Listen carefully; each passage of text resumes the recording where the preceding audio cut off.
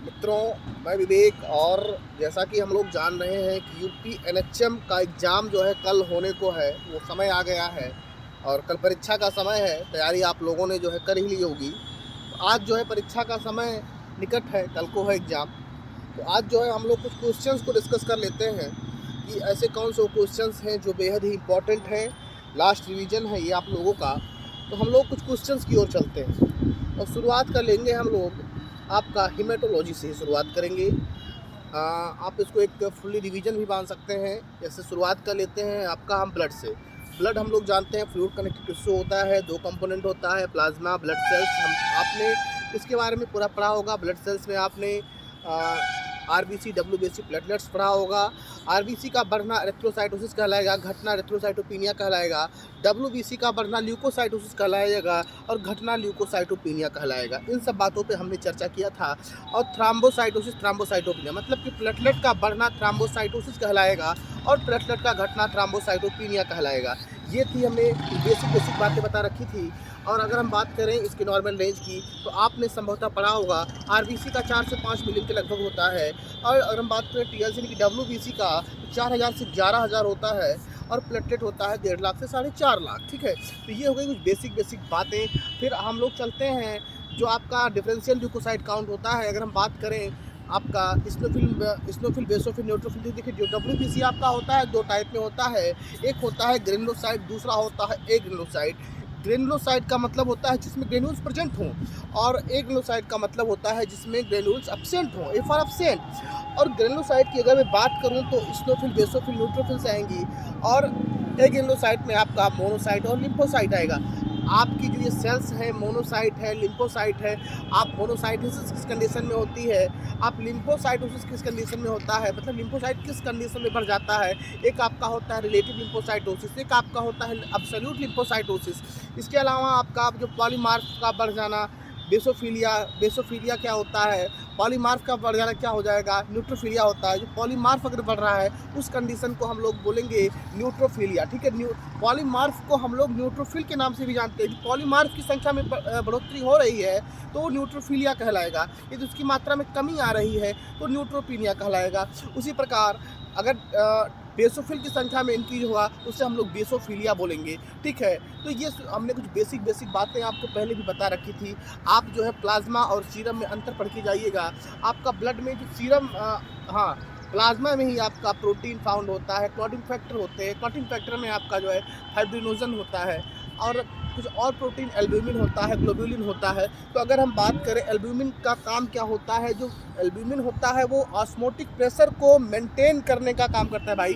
तो और जो ग्लोब्यूलिन होता है वो शरीर के इम्यून सिस्टम को बनाने का काम करता है। ये हमने बेसिक बेसिक बातें कर ली। उसके बाद आप जाइए एरिथ्रोसाइट सेडिमेंटेशन रेट मतलब ईएसआर। ईएसआर क्या होता है, ईएसआर किस कंडीशन में बढ़ जाता है और ईएसआर किस कंडीशन में घट जाता है। ईएसआर का नॉर्मल रेंज क्या होता है। वेस्टरगन मेथड आप पढ़ के जाइएगा और बिंट्रो मेथड, वेस्टरगन और बिंट्रो दोनों ही मेथड आप इसमें पढ़ के जाइएगा। फिर आपका आता है रेटिकुलोसाइट काउंट। रेटिकुलोसाइट काउंट क्या होता है, आप उसका नॉर्मल रेंज क्या होता है और रेटिकुलोसाइट काउंट क्यों किया जाता है। ठीक है, इसके अलावा आपकी जो स्टेनिंग होती है मोस्ट पॉपुलर, उसको भी आप पढ़ के जाइएगा। साथ ही में जो है इसके आगे हम चलते हैं मलेरिया पैरासाइट के बारे में। जो मलेरिया का जो पॉजिटिव एजेंट होता है आप उसके बारे में पूरा अच्छे से, और उसकी स्टेजेस के बारे में। ठीक है, तो अगर मैं बात करूं मलेरिया के बारे में, Plasmodium vivax, Plasmodium falciparum, Plasmodium malariae, Plasmodium ovale, ये होते हैं इसकी पॉजिटिव एजेंट। मलेरिया का लक्षण क्या होता है, मलेरिया होने के सिम्टम क्या होते हैं, ये सब चीज़ें कुछ बेसिक बेसिक बातों के साथ आप लोग पढ़ कर जाइएगा। इसके अलावा हम लोग चलते हैं फिर आप आरबीसी डायल्यूटिंग फ्लूइड क्या होता है, डब्ल्यूबीसी डायल्यूटिंग फ्लूइड क्या होता है। जैसे आरबीसी जो टेस्ट लगता है, फिर आप चैम्बर में कितने खाने होते हैं, ये सब चीज़ें। आरबीसी डायल्यूटिंग फ्लूइड क्या होता है, आरबीसी में जो डायल्यूटिंग फ्लूइड होता है क्या होता है, और डब्ल्यूबीसी का जो डायल्यूटिंग फ्लूइड होता है हम लोग क्या बोलते हैं। तो इसके अलावा फिर हम लोग चलते हैं जो है आपका यूरिन, मतलब केमिकल एग्जामिनेशन आप यूरिन में। हाँ, फिर साथ ही में आप एनीमिया, आप हिमेटोलॉजी से आप एनीमिया भी पढ़ कर जाइएगा। एनीमिया आपका जो normochromic, नार्मोसाइटिक, normochromic, microcytic, normochromic, macrocytic जो भी एनीमिया है, हेमोलिटिक एनीमिया, एप्लास्टिक एनीमिया। तो इसके अलावा आप जो है iron deficiency anaemia, megaloblastic anaemia. तो जो डिफरेंट टाइप के एनीमियाज़ हैं उनको आप पढ़ कर जाइएगा। ये जो है बहुत बेसिक बेसिक चीज़ें हैं। उसके बाद हम लोग चलते हैं केमिकल एग्जामिनेशन ऑफ यूरिन, ठीक है। अगर मैं केमिकल एग्जामिनेशन ऑफ यूरिन की बात करूँ, रूटीन एग्जामिनेशन में आप जो है प्रोटीन क्यों आता है, यूरिन के थ्रू प्रोटीन का लीकेज क्यों होता है, यूरिन के थ्रू कार्बोहाइड्रेट, यूरिन के थ्रू शुगर का लीकेज क्यों होता है। एक बात आपको बताना चाहूँगा, जब हमारे शरीर में शुगर का लेवल 180 से ऊपर जाएगा तो क्या होगा, यूरिन के थ्रू शुगर का लीकेज होता है। उसी लीकेज को जानने के लिए हम लोग यूरिन में शुगर का टेस्ट करते हैं। आप लोगों ने बेंडिक्ट क्वालिटेटिव टेस्ट परफॉर्म किया होगा, बेंडिक्ट टेस्ट, उसमें आप प्रोसीजर उसको पढ़ के जाइएगा। उसके अलावा जो है आप हीट प्रोटीन टेस्ट जो कि आप लोग करते होंगे उसको आप पढ़ के जाइएगा, देख के जाइएगा। और यूरिन में प्रोटीन क्यों आता है, तो यूरिन प्रोटीन हमने कई बार जो है लेक्चर्स में प्रोटीन यूरिया के बारे में डिस्कस किया है। कई काजेज होते हैं, आपका जो भी कलर आएगा 1+ प्रोटीन आता है, 2+ आता है, 3+ आता है, 4+ आता है।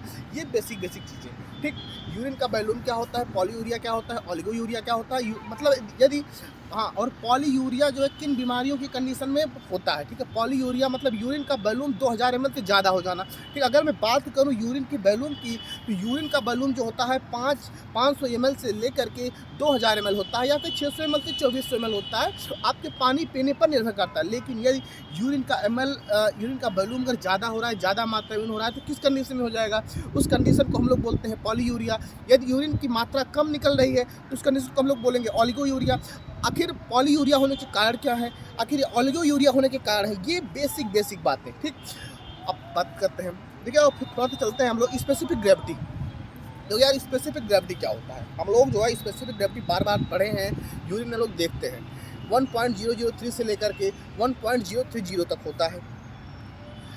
अगर स्पेसिफिक ग्रेविटी कम हो रहा है तो यूरिन डाइल्यूट होगा, यदि स्पेसिफिक ग्रेविटी बढ़ रहा है तो यूरिन थिकन होगा, यूरिन कंसंट्रेटेड होगा, ठीक है। ये होगी बेसिक बेसिक बातें।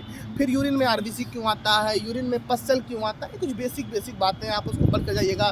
फिर फचेस टेस्ट किसके लिए होता है, फचेस टेस्ट आपका होता है बिलिरुबिन के लिए, आपका रोथेरा टेस्ट होता है कीटोन बॉडीज़ के लिए, आपका इसके अलावा कुछ टेस्ट होते हैं, हेलर्स मेथड जो होता है आपका प्रोटीन के लिए होता है। उसके बाद हम लोग कहाँ चलते हैं, हम लोग शुरुआत कर लेते हैं आपका सीमेन एग्जामिनेशन पे। सीमेन एग्जामिनेशन में सीमेन का वॉल्यूम जो होता है 2 ml से लेकर के 5 ml होता है।